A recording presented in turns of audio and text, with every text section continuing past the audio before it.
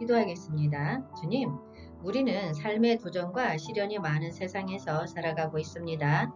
때로는 어려운 상황에서 응답하는 것이 힘들 수 있지만 우리가 주님을 의지하고 주님의 인도에 따라 행동함으로써 강해지기를 간구합니다. 주님, 우리에게 주신 성경 말씀들을 통해 우리가 어떻게 실전적인 응답을 할 수 있는지 배우게 하옵소서. 감사합니다. 예수님의 이름으로 기도하였습니다. 아멘. 샬롬, 기쁜 소식, 아름다운 소식을 전해드리겠습니다. 이 시간 실전적인 응답과 순종의 길이란 주제를 가지고 말씀을 전하도록 하겠습니다. 우리의 삶은 늘 도전과 시련으로 가득 차 있습니다. 때로는 어려움에 부딪히고 육체적이고 정신적인 공격에 직면하며 또 영적인 전투에서 맞닥뜨리기도 합니다. 성경은 우리가 이 세상에서 살아가며 마주하는 모든 상황에 대한 지혜로운 대처 방법과 해답을 제공합니다. 예수 그리스도께서는 우리에게 자신의 모델을 보여주셨습니다. 그분은 하나님의 뜻을 따르는 순종의 전도자이시며 우리가 마주하는 모든 육체적, 정신적, 영적인 시련에서도 이길 수 있었습니다. 또한 그분은 우리를 위해 죽음의 십자가를 지고 부활로써 우리에게 새로운 생명과 희망을 안겨주셨습니다. 그러므로 우리가 어려움에 직면하고 시련에 맞닥뜨렸을 때에도 그분을 본받아 실전적으로 응답하고 순종할 준비가 되어야 합니다. 오늘은 이러한 준비를 갖추는 방법과 하나님의 성령이 우리를 어떻게 강화하며 이끌어 주시는지에 대해 더 깊이 탐구해 보고자 합니다. 실전적인 응답은 우리가 삶의 도전과 시련에 직면했을 때 용기를 갖고 극복하며 하나님의 뜻을 따르는 행동을 취하는 데 매우 중요합니다. 로마서 12장 12절 말씀에 소망 중에 즐거워하며 환난 중에 참으며 기도에 항상 힘쓰며 아멘.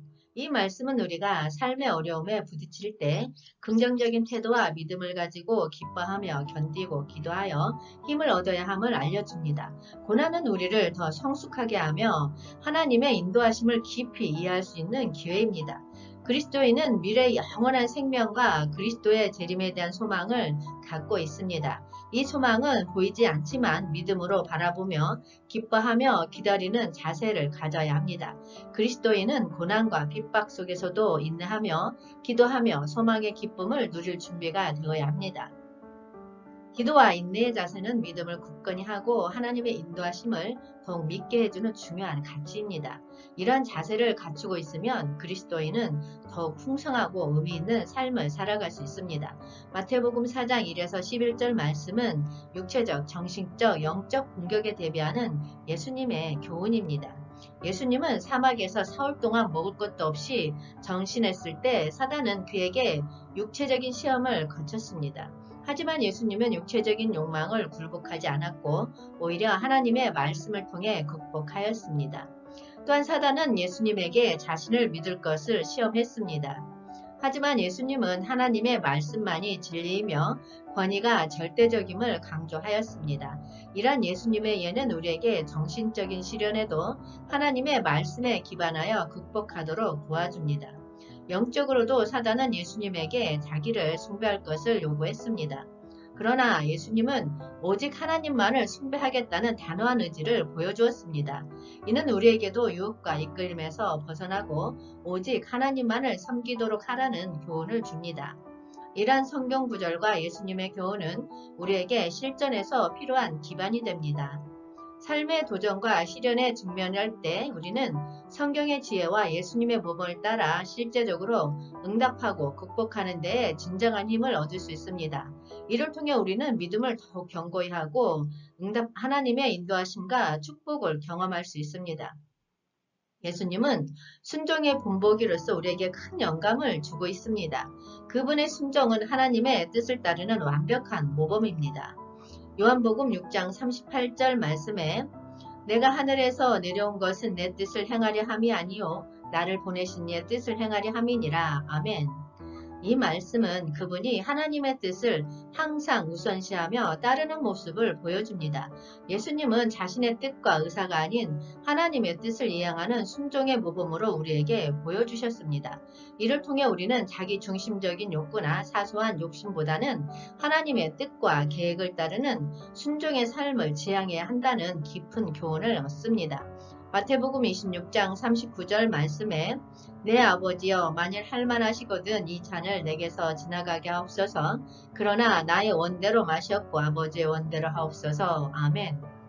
과수원에서 기도하시는 예수님은 조금 나아가사 얼굴을 땅에 대고 하나님께 기도하셨습니다. 그분은 기도 시에 친밀한 말씀인 내 아버지를 사용하여 하나님과의 깊은 관계를 나타내었습니다. 이 기도 중에 그분은 십자가와 죽음에 대한 은유를 담은 것으로 알려진 이 잔을 언급하며 하나님의 뜻을 탐구하고 받아들이려는 결심을 보여주셨습니다. 예수님은 하나님의 진노로부터 오는 고통과 죽음을 직면하실 예정임을 인식하시며 이를 통해 인류의 구원을 이루시려는 하나님의 뜻을 받아들이려고 하셨습니다. 그러나 예수님은 할만하시거든 이라는 조건절을 통해 자신의 뜻이 아니라 아버지의 뜻을 따르려는 결심을 나타냈습니다. 그분은 내 뜻대로 마시고 아버지의 원대로 하소서라는 구절에서 피하는 것이 아닌 하나님의 뜻을 향해 나아갈 준비가 되었습니다.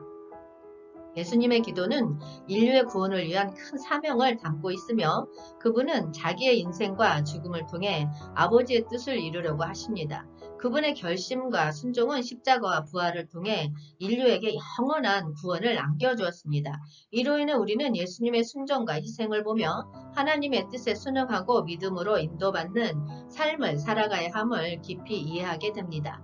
예수님의 순종은 우리에게 인류의 구원과 영원한 희망을 제공하며 우리도 그분의 모델로서 하나님의 뜻을 따르는 삶을 살아가는 데에 영감과 동기를 주는 사례입니다. 그렇다면 성경 속에서 실전에서의 순종과 응답의 사례를 알아보겠습니다. 출애굽기 14장 15에서 16절 말씀에 여호와께서 모세에게 이르시되 너는 어찌하여 내게 부르짖느냐 이스라엘 자손에게 명령하여 앞으로 나아가게 하고 지팡이를 들고 손을 바다 위로 내밀어 그것이 갈라지게 하라. 앞으로 이스라엘 자손이 바다 가운데 마른 땅으로 행하리라. 아멘. 이스라엘 백성이 애굽에서 탈출한 후에는 홍해를 마주하게 되고 이스라엘 백성들은 패닉에 빠지고 모세도 막막함을 느낄 수 있었습니다. 하지만 이때 하나님께서 모세에게 이스라엘 백성들을 이끌어 나아가라고 명령하셨습니다. 이 순종과 응답은 매우 힘든 상황에서 이스라엘 백성의 안전과 구원을 위한 중요한 선택이었습니다.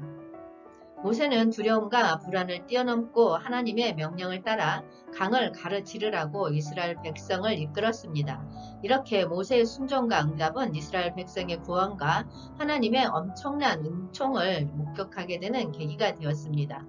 하나님께서는 홍해를 갈라내어 이스라엘 백성을 애굽의 군대로부터 구해내셨고 이렇게 함으로써 모세와 이스라엘은 하나님의 능력과 보호를 온전히 체험할 수 있었습니다. 이러한 사례는 우리에게 어려운 상황에서도 하나님의 뜻을 따르는 순종과 실전적인 응답이 얼마나 중요한지를 알려줍니다. 모세는 자신의 능력이 아닌 하나님의 지도하심에 의존하여 힘들고 위험한 상황을 이겨냈습니다. 이렇게 우리도 믿음과 순종으로 하나님의 도움과 보호를 경험하며 어려움을 극복하고 삶을 이어나갈 수 있습니다. 또한 교회의 현대적 예시로서 순종과 실전적 응답을 보여주는 경우가 많이 있습니다. 이러한 사례 중 하나로는 자선 사역과 봉사 활동이 있습니다. 먼저 자선 사역입니다. 많은 교회들이 주변 지역에 필요한 이웃들을 돕기 위해 자선 사역을 수행하고 있습니다. 식량 배급, 의료 지원, 가난한 이웃들을 위한 지원 프로그램 등을 통해 교회는 순종과 사랑의 응답을 보여줍니다. 이는 예수님의 가르침을 따르며 누구나 도움과 희망을 받을 수 있는 사례입니다. 그리고 봉사활동입니다. 교회들은 지역사회와 상호작용하고 필요한 지역사업에 기여하는 봉사활동을 많이 실시합니다. 환경정리, 주민들을 위한 프로그램, 어린이와 청소년들을 돕는 교육 프로젝트 등이 있습니다. 이러한 봉사활동은 교회의 순종적인 자세를 나타내며 사회에 긍정적인 영향을 미치는 훌륭한 사례입니다. 그렇다면 여러분, 실전적인 응답과 순종의 혜택에는 어떠한 것이 있을까요? 하나님의 인도와 지혜를 경험하고 영생의 소망과 복을 누리는 헌신적인 삶을 살아갈 수 있을 것입니다. 하나님을 의지함으로써 우리는 하나님의 인도와 지혜를 경험하게 되며 우리의 인생에 하나님의 계획과 뜻이 이루어지도록 허락하는 것입니다. 이로 인해 우리는 보다 지혜롭고 은혜로운 삶을 살아갈 수 있으며 하나님의 선행에 기여하는 데 큰 의미를 느낄 수 있습니다. 마태복음 16장 24에서 27절 말씀에 누구든지 나를 따라오려거든 자기를 부인하고 자기 십자가를 지고 나를 따를 것이니라. 누구든지 제 목숨을 구원하고자 하면 잃을 것이요 누구든지 나를 위하여 제 목숨을 잃으면 찾으리라.